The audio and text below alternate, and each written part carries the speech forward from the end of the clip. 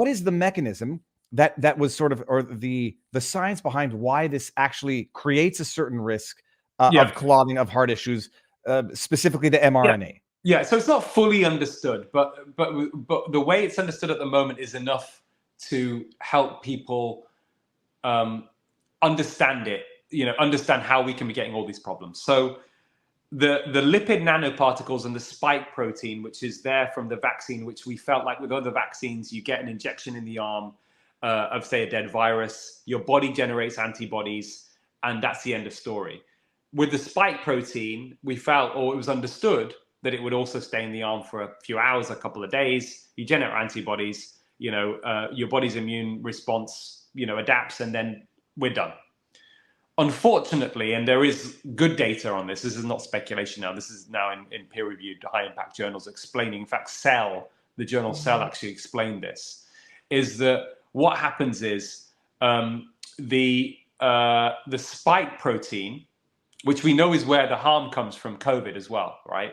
The spike protein from the virus is what causes all the problems from COVID in the respiratory tract. And even the people who have severe COVID, people in intensive care, where the spike protein goes in other parts of the body, in the heart, etc.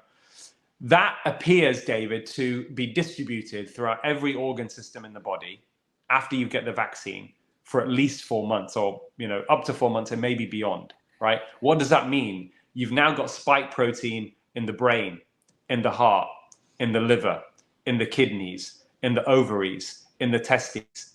And what that does is, and I wrote about it in my paper, either it causes a direct toxic effect to those cells, or it triggers an immune reaction, an autoimmune reaction, an inflammation in those tissues.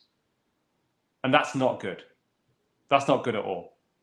And that's why we have such an extensive list of potential serious adverse effects from this vaccine that we have never witnessed in history. It is extraordinary. It is horrific. It is catastrophic. Let's not, I know that, we can be, I don't want to exaggerate things here. I'm telling you how it is, David. It's horrific. Absolutely horrific. Now, and anecdotally, I can tell you that I don't have that many friends, and I'm not talking about people on the internet who come to me. I know of friends and family. At least I can go a half dozen and maybe even up to 10 adverse events, or just elementary school friend just dying in their sleep, just like that. And I know things. It's like nobody can ask the questions anymore, which is another issue. But I've known more severe adverse reactions than I've known of people who had adverse reactions from COVID itself. My parents are old; they both got COVID twice early on. But people are going to say, if it's this catastrophic, Dr. Malhotra, if it's this catastrophic, we should be seeing unequivocal, categorical evidence. We're not seeing it. So we do have that. We have unequivocal evidence, actually. We have, medicine is all, with every medical journal research paper, there's always an element of uncertainty. Medicine is not an exact science, David. Let's establish that. Let's start from there. Medicine is not an exact science. It's an applied science. It's not like physics or chemistry. It's an art. It's a science of human beings. It's constantly evolving. Every paper, one could say there's an uncertainty and limitations. But what does the strength of the evidence tell us? And I'm also, by the way, I had a visiting professorship in evidence-based medicine as well. So I'm also an expert in evidence-based medicine and understanding this. What we have is we have multiple bits of data from different types of data that when you put it together, it paints a picture that is unequivocal, right? The reason we're not seeing it is because it's not getting publicized in the way that we have, in the way that the publicity has been there around COVID and COVID deaths and the risk of COVID. If we had the same thing with this vaccine in terms of the evidence that's there, this would have stopped a long time ago. It would have been suspended, and there would have already been an investigation to understand why we got this wrong, how we got it wrong, and what we need to do moving forward. And I can tell you what those solutions are when we get to it. So we have the highest quality level of data. Let's just give you one bit of data. Actually should be enough, David, to be honest. That's called the double-blinded randomized control trial. That's the highest quality level of evidence where you can actually deduce with a high degree of certainty cause and effect. That's when these are the trials that lead to normal drugs being approved about a benefit of a drug, or for example, a statin drug reducing risk of a heart attack, or a blood pressure pill reducing the risk of a stroke. Okay, these are called double-blinded randomized controlled trials. Now, the original trials that led to the approval, and I'll give you an example of what's being used in the States, which is Pfizer and Moderna predominantly, right? mRNA-based technology, vaccines, COVID vaccines. That original trial that led to the approval gave us this figure of 95% effectiveness. Okay, remember all the headlines around the world, 95% effective, right? I remember Albert Bourla tweeting out on April 1st, 100% effective in South Africa studies at preventing COVID. Yeah, complete bullshit now, right? Let's just call it for what it is, complete and total bullshit. Pardon my language, by the way. Don't worry. But, I'm passionate about this, and it's just, anyway. So 95% effectiveness. Now, that was the framing of the benefit of the vaccine, which, when in retrospect, what that meant was, it meant in absolute terms, you were 95% less likely to get a positive test from COVID in the trial. That's really what it told you, right?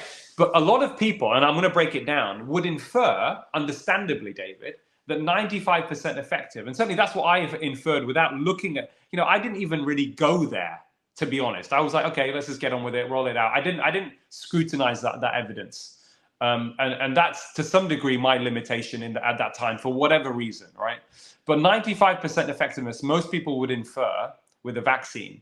And by the way, the other reason also I wasn't able to, with a vaccine, because you think it's stopping transmission, it kind of becomes less relevant than treating it like a traditional drug. But 95% most people would have inferred that if you vaccinate 100 people, 95 people wouldn't get infection. Fair enough? Is that what you thought? Yeah, I think that's what most of the world thought. In fact, even Rochelle Walensky, the former chair of the CDC, thought that, because she said that her optimism from the vaccine came from a CNN news report, which was ultimately a verbatim reproduction of Pfizer's own press release.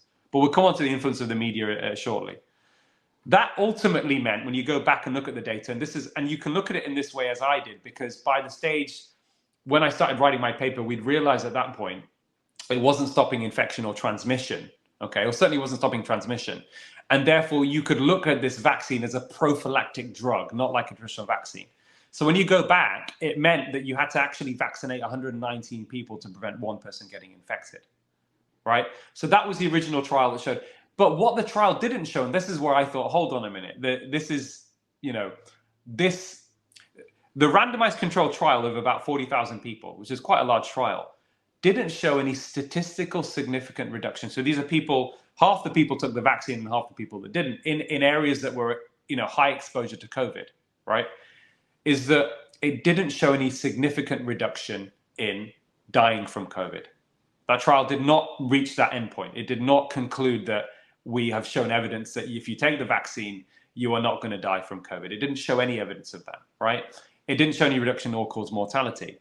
What was a little bit disturbing and troubling is, even though it wasn't statistically significant, the absolute numbers of deaths in the vaccine group were slightly higher than the placebo group, right? And the trial was essentially became null and void after 2 months. So up to 2 months, there were more deaths in the vaccine group than. So think about that for a second, right? This is all it now. When you put it all together, at the time you may have thought, oh, it's just maybe it's random chance or whatever. When you put it all together now, it doesn't. It paints a very, very ugly picture. So that's the first thing. But you asked me the question about the evidence of harm, and let me answer that first. So a reanalysis was done by independent scientists, right, who are high integrity, very eminent in their respective fields, statisticians, Robert Kaplan from Stanford, the associate editor of the BMJ, Peter Doshi, University of Maryland, Joseph Freeman, who's a lead author who I've spoken to, are very good in data analyses. They were able to reanalyze Pfizer and Moderna's original trials that led to the approval. And this is the key point. That reanalysis showed that those original trials, you were more likely, David. So this is a double-blinded randomized controlled trial. So this is as close as we're going to get to accuracy of benefit and harm, right?